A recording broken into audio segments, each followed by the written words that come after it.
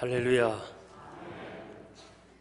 1941년 12월 7일 일본군이 진주만을 공격한 사실을 여러분들이 알고 계십니다. 미국은 역사에서 가장 치욕적인 날이었습니다.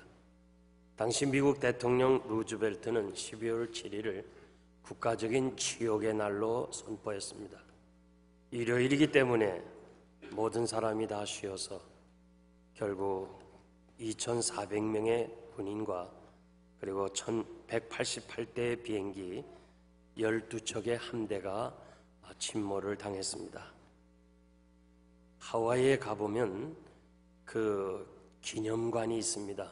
아리조나 함대 그 상부는 철거하고 그 아래 부분은 일부러 인양하지 않고 그 위에 기념관을 세웠습니다. 지금도 그 아리조나 함대 연료 탱크에서 기름이 조금씩 새어나오면서 이 물 위에 떠오를 때 미국인들은 아리조나의 눈물이라 그렇게 부르고 있습니다. 이 사건에서 중요한 것은 결국 경고를 무시했다는 겁니다.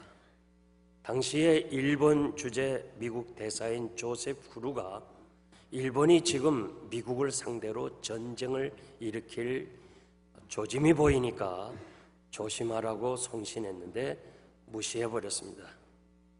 그리고 공격 개시 수시간 전에 잠수함이 이미 물체에 발견해도 관여하지 않았습니다. 그리고 레이더망에 이 거대한 물체들이 포착되었는데도 무시했습니다. 이유는 감히 일본이 이 거대한 미국을 어떻게 침략해 올까 전혀 관심을 두지 않았습니다. 이것이 문제였습니다. 마치 임진왜란 때 어떻게 외놈들이 무슨 힘으로 이 조선을 침략할 수 있을까 안일하게 생각했던 관원들과 선비들이 있었습니다. 이 안일과 무시 이런 태도가 경고를 받아들이지 못하는 경우가 많습니다. 에레미야 13장 15절에서 16절 말씀 보면 너희는 들을지어다 귀를 기울일지어다 교만하지 말지어다. 교만하면 말씀을 들을 수가 없습니다. 그가 흑암을 일으키기 전에 너희 발이 흑암한 산에 거치기 전에 너희 바라는 빛이 사망의 그늘로 변하기 전에 여호와께로 돌아와서 영광을 돌리라. 눈물의 선지자 에레미야는 하나님의 말씀을 듣고 죽기 전에 하나님께서 징계하시기 전에 하나님께로 돌아와서 하나님께 영광을 돌리라고 말씀하십니다. 에레미야는 하나님은 징계하시기를 원하시지 아니하기 때문에 먼저 경고를 하시고 그 다음 징계를 하시니까 경고의 말씀에 귀를 기울이라고 외쳤던 것입니다. 21세기의 이 지구촌에서 과거에 없었던 재앙들이 일어나 수많은 사람들이 희생하는 것을 여러분이 보고 있습니다. 이 모든 것은 하나님께서 마지막을 고하는 경고로 우리가 받아들여야 할 것입니다.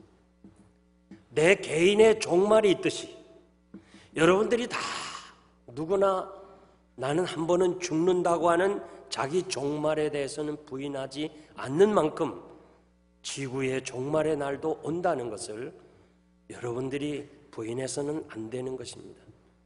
성경은 바로 이 마지막 때 현상이 이러하리라고 우리들에게 가르쳐 준 것을 잘 알고 있습니다. 하나님께서는 에스겔을 이스라엘의 파수꾼으로 세워서 시대를 알리는 하나님의 사람으로 사용했던 것처럼 우리들도 이 시대의 파수꾼으로 세워서 이 시대를 분별하게 하시고 하나님의 뜻을 전해주는 사명을 주었습니다. 에스겔이란 이름의 뜻은 하나님께서 강하게 하신다는 뜻입니다. 이분은 사독 계열의 제사장의 아들로서 유다 왕국의 멸망기에 바벨론 2차 침략에 의해서 포로로 잡혀갔습니다. 제사장이면서 동시에 환상을 보고 백성들에게 하나님의 말씀을 전하는 선지자 역할을 했습니다. 에스겔의 중요한 내용은 두 가지입니다. 죄를 회개하고 하나님께로 돌아오라는 거예요. 그리하면 하나님이 용서하시고 회복시켜 주신다는 말씀입니다.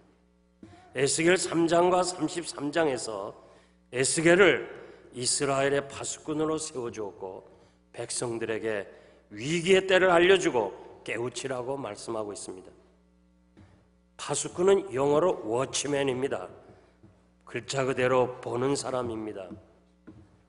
보초보는 사람이 잠들었다가는 자기도 죽고 그리고 부대에 속한 사람들이 다 죽습니다. 파수꾼의 어려움은 깨어있는 것입니다.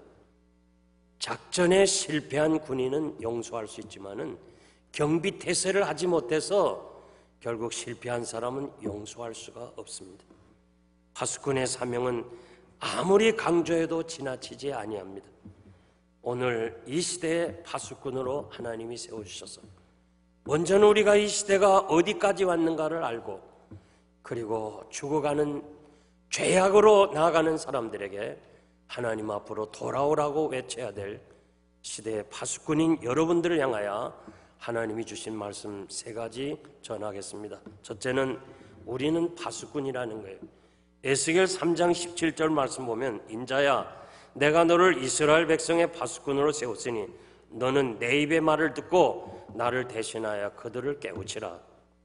파수꾼은 하나님이 세워주신 것입니다. 이스라엘 백성들을 위해서 세워주셨습니다. 위기의 때를 알고 깨우쳐 회개하고 하나님 앞으로 돌아오게 하셨습니다. 파수꾼은 먼저 하나님의 말씀을 들어야 됩니다. 그리고 깨달아야 됩니다. 알아야 됩니다. 나가서 전해 주어야 합니다. 백성들을 깨우칠 수 있는 사람이 파수꾼의 자격이 있습니다. 하나님의 마음을 가져야 백성들을 하나님의 품으로 인도할 수 있습니다. 히브리서 4장 16절 보니까 하나님의 말씀은 살아있고 운동력이 있고 좌우에 날선 어떤 검보다 예리하여 혼과 영과 및 관절과 골수를 찔러 쪼개기까지 하며 또 마음과 생각과 뜻과 모든 것을 감찰하신다고 그랬습니다. 이 시대의 파수꾼이 누굽니까? 사도행전 20장 28절 말씀 보면 너희는 자기 일을 위하여 또는 온 양떼를 위하여 삼가라. 성령이 저들 가운데 너희로 감독자를 삼고 하나님이 자기 피로 사신 교회를 치게 하셨느니라. 요 감독자라는 말이 위에서 내려다보는 사람이라는 뜻입니다. 목사나 장로님들은 하나님의 교회에 흉악한 이리가 들어오지 않도록 양떼를 해치지 못하도록 살펴야 됩니다. 사도 바울은 에베소 교회를 떠나면서 장로들에게 너희가 교회를 잘 지켜보아라 말씀하셨습니다. 장로님들은 말씀을 듣고 하나님의 말씀대로 교회를 섬겨야 되고 성도들을 돌아봐야 되고 이단에 빠지지 아니하도록 지켜야 되고 악한 원수 마귀로부터 지켜야 될 사명이 있습니다. 히브리서 13장 17절 보니까 너희를 인도하는 자들에게 순종하고 복종하라. 저희는 너희 영혼을 위하여 경성하기를 자기가 회개할 자인 것처럼 하느니라. 여기 경성이라는 말은 계속해서 살펴보라 그런 말입니다. 그래서 교회 지도자들은 이 시대의 파수꾼입니다. 이 마지막 때의 이단들, 이 악한 영들, 거짓 선지자들이 나와서 성도들을 미혹해가는 이때에 교회 장로의 직분이 무엇이냐? 바라보아야 돼요. 살펴보아야 돼요. 잘못된 길에 들었으면 가르쳐주고 깨우쳐주고 그리고 다시 한번 교회를 위해서 섬기고 봉사하는 그런 귀한 직분입니다. 그러므로 온 성도들은 교회 지도자들의 말을 들어야 돼요. 그분들이 파수꾼이기 때문에 그분들의 말을 무시하면, 파수꾼의 경고를 무시하면 파수꾼도 죽고 모든 사람이 죽는 것이 사실이라면 교회에 세우신 귀한 지도자들의 말씀에 우리가 순종하고 나가야 할 것입니다. 마태복음 24장 42절 보니까 주님은 깨어있으라. 어느 날에 너희 주가 임할는지 알지 못하느니라. 데살로니가전서 5장 6절 보면 그러므로 우리는 다른 이들과 같이 자지 말고 깨어 근신하자. 깨어 믿음에 굳게 서라. 바울은 고린도 교회를 향해서 말씀해 주었습니다. 모든 성도들은 깨어있는 파수꾼인들입니다. 이 시대의 파수꾼이기 때문에 시대가 지금 어디까지 왔으며 그리고 죽어가는 영혼들을 하나님 앞으로 다시 인도해야 될 귀한 사명을 가진 파수꾼들입니다. 주님이 마지막 겟세마네 동산에서 기도하실 때 제자들과 함께 기도하시면서 너희가 자지 말고 깨어 기도하라. 주님은 계속 기도하시는데 얼마나 힘들게 기도하시면 혈관이 파열돼서 땀구멍으로 피가 나왔다고 그랬습니다. 우리 주님은 깨어서 기도하기 때문에 십자가로 승리하셨지만은 잠들어서 자고 있는 깨어있지 못한 제자들은 다 도망가고 실패한 인생들인 것을 우리가 잘 알고 있습니다.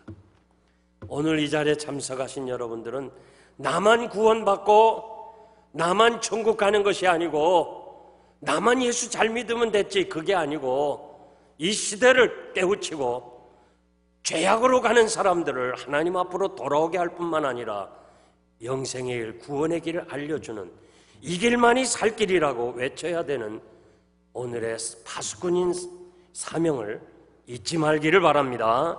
두 번째, 파수꾼은 시대를 알아야 됩니다.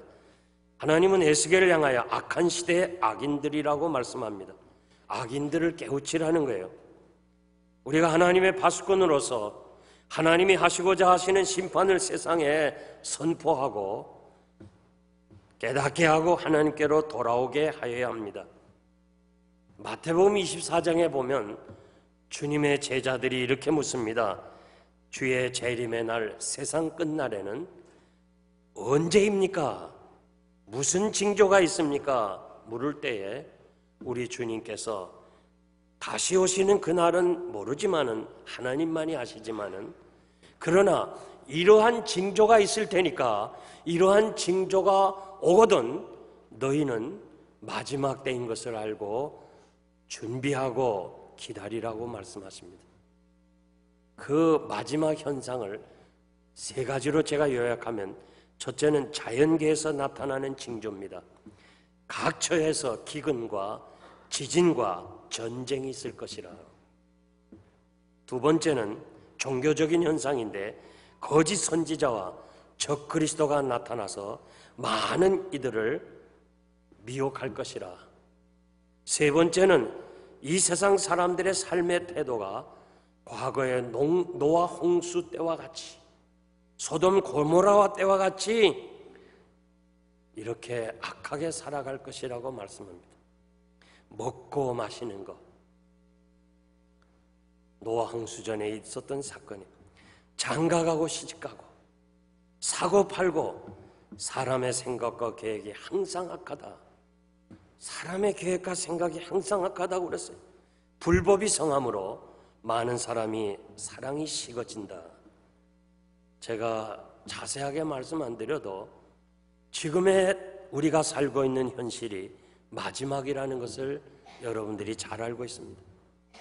디모데후서 3장 1절에서 5절 말씀 보면 내가 이것을 알아야 하는데 말세에 고통하는 때가 이르리니 사람들이 자기를 사랑하고 돈을 사랑하고 자긍하고 교만하고 회방하며 부모를 거역하며 감사치 아니하며 거룩하지 아니하며 무정하며 원통함을 풀지 아니하고 참소하며 절제하지 못하며 사나우며 선한 것을 좋아하지 아니하며 배반하며 팔며 조급하며 자고하며 쾌락 사랑하기를 하나님 사랑하는 것보다 더하고 경건의 모양은 있으나 능력은 부인하는 자다. 교회 나가는 모양은 있어요. 예수 믿는 사람처럼 보여요. 그러나 그 속에 하나님이 없기 때문에 능력은 없다는 거예요. 정말 여러분들 마음속에 하나님이 살아계세요? 여러분 마음속에 성령님이 역사하고 계세요? 모양은 경건하지만은 그 속에 하나님의 능력이 없기 때문에 하나님의 은혜가 없기 때문에 능력이 없다는 거예요. 요즘 사람들이 얼마나 탐욕이 많아요. 돈을 얼마나 사랑해. 부모를 거역하는 거 잘 알잖아요. 옛날 어른들 얘기는요, 부모의 그림자도 밟지 말라고 그랬어. 부모의 그림자까지도 밟지 말라. 그렇게 부모에게 효도했던 민족인데, 오늘 보세요. 여러분의 삶의 자세를 한번 보세요. 어디까지 왔는가? 사람들이 그저 쾌락을 좋아하고, 하나님 사랑하는 것보다 쾌락을 더 좋아해요. 예수 믿는 사람도요, 하나님 사랑하는 것보다 더 쾌락을 좋아한다는 거예요. 음주, 마약, 이것 때문에 미국인들이 1년에도 몇만 명이 죽어요. 이것을 단속하다가 경찰이 1년에 얼마나 죽는 줄 알아요? 미국에서만 2,000명 이상이 죽어요.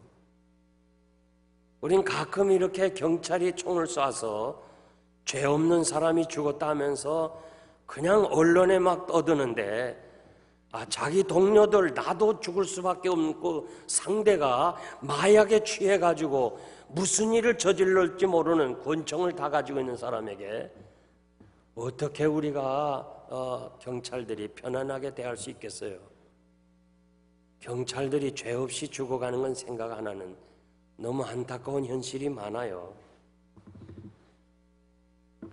동성애자들, 그들을 대법원이 인정하고 결혼을 부부라고 만들었고, 심지어 이것을 막아야 되는 가장 미국의 전통적인 정말 최초의 이 장로교단, 제일 거룩한 이 교단에서부터 이제 동성연애하는 목사를 안수를 주고, 그리고 동성연애 결혼 주례하라 이렇게 인정하는 세대가 되었습니다.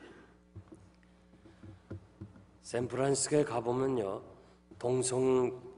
동성연애자들이 사는, 동성부부가 사는 집에는 깃발이 꽂혀 있어요. 이 집은 우리는 동성애들 부부들이 산다, 그런 자랑하기 위해서 깃발이 꽂혀 있었어요.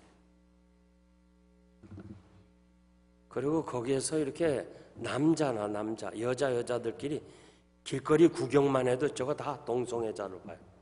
그러니까 조심해야 돼요. 옛날에는 창피해서 숨어서 살았어요. 숨어서 동성애를 했어요. 그런데 지금은 시대가 이렇게 많이 변했어요. 이게 다 우연이 아니에요. 성경에서 다 그렇게 되리라고 마지막 때 현상을 가르쳐 준 대로 지금 되어가고 있어요. 이 사실을 여러분들이 알아야 돼요. 아멘입니까? 알아야 돼요. 시대가 어디까지 왔는지. 제가 어느 지역에서 부흥회를 인도하면서 목사님과 같이 이야기를 했어요. 동성애에 대해서 어떻게 생각하냐 그러니까 자기도 처음엔 부정적으로 생각했다가 대학에 가서 한 학기를 공부했답니다. 동성애에 대해서. 그랬더니 동성애자들은 선천적으로 태어날 때부터 이성에 대한 사랑이 아니고 동성애, 남자는 남자, 여자는 여자대로 사랑을 느낀다 이거예요. 태어날 때부터.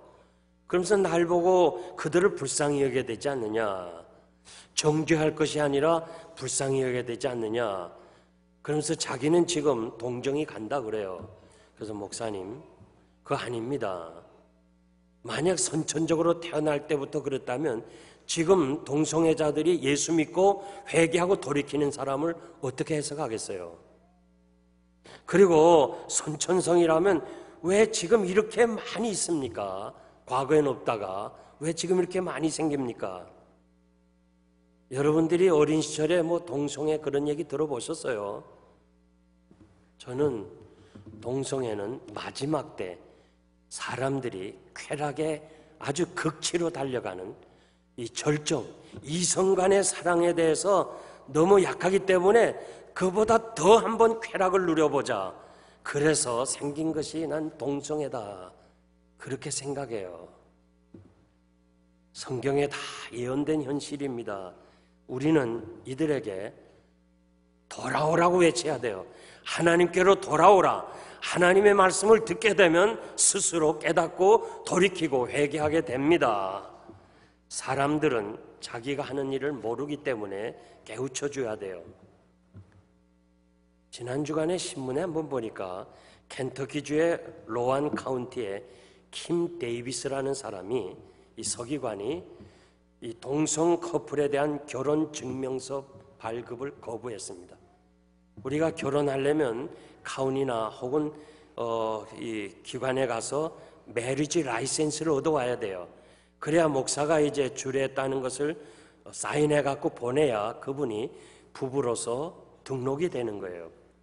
그런데 안 해주겠다는 거예요. 그러니까 다시 법에 호소해서 1심에서 명령했어요. 내주라. 항소심에서 내주라. 대법원에서 내주라 해도 난 못한다. 내가 크리스찬으로서 내가 어떻게 동성애 하나님 말씀에 거역하는데 라이센스를 내주느냐. 대단한 사람이에요. 목사도 아니에요. 장로도 아니에요. 평신도예요. 저는 그 기사를 보면서 야, 이분은 시대의 파수꾼이구나. 오늘 목사들까지도 따라가는 이때에 이 평신도가 하나님의 말씀에 서서 이건 아니다. 자기 위치에서 나는 할 수 없다. 그래서 지금 그는 법정에 섰는데 결과가 어떻게 되는지 모르겠어요. 여러분, 이 악한 시대에 진정으로 여러분들이 파수꾼의 사명을 감당해야 돼요. 아닌 건 아니라고 해야 돼요. 그것이 바로 여러분에게 주어진 사명인 줄 믿습니다. 마지막으로 파수꾼의 사명입니다. 경비해야 되고 나팔을 불어야 되고 경고해야 되고 하나님을 대신하여 악이나 회개하고 하나님께 돌아오라 전해 주어야 합니다. 베드로전서 2장 9절 보니까 우리는 왕같은 제사장이고 거룩한 나라고 그 소유된 백성이고 진실로 그의 귀한 빛에 들어가게 하신 이의 아름다운 덕을 선전할 수 있는, 선포할 수 있는 사람들, 예수 믿으라고 외쳐야 될 사람들이라고 우리들에게 가르쳐주고 있습니다. 사람들이 악에서 돌이키는 길은 예수 그리스도밖에 없어요. 복음밖에는 없어요. 세상의 법이 사람들을 악하게 돌아오게 할 수 없어요. 세상의 감옥이 사람들을 악한 길에서 돌이킬 수 없어요. 갈수록 더 감옥은 많아지고 더 범죄자는 많아져요. 오직 악에서 돌이키는 것은 복음밖에 없어요. 이 복음을 우리가 전해야 될 책임이 있어요. 지금은 구원의 때고 은혜의 때입니다. 코카콜라 회사는 하루에 8억 개를 팔아요.